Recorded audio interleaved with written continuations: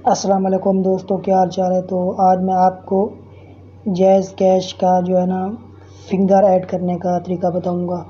तो आप अपनी जैज़ कैश की एप्लीकेशन में अपने फिंगर से पिन कोड या जो लॉक मांगता है वो आप किस तरह से दे सकते हैं। अगर आपका मोबाइल फिंगरप्रिंट है तो चलें, आपने आ जाना है अपने जैज़ कैश ऐप में आने के बाद यहाँ पर जो है ना कुछ सर्चिंग ले रहा है। तो सर्चिंग लेने के बाद जो है ना कुछ इस तरह से आपके सामने आ जाएगा।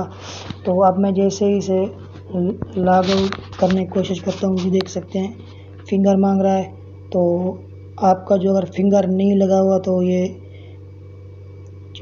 4 इंचों का पिन कोड मांगेगा। तो चलो मैं आपको बताता हूँ कि आपने इसको लगाना कैसे है, फिंगर को ऐड किस तरह से करना है। तो सिंपल आपने आ जाना है माई अकाउंट पर आने के बाद यहाँ पे जो है ना आपने स्क्रॉल डाउन करना है, नीचे आ जाना है। जैसे ही आप नीचे आएंगे तो आपके सामने कुछ इस तरह से आएगा, एक चेंज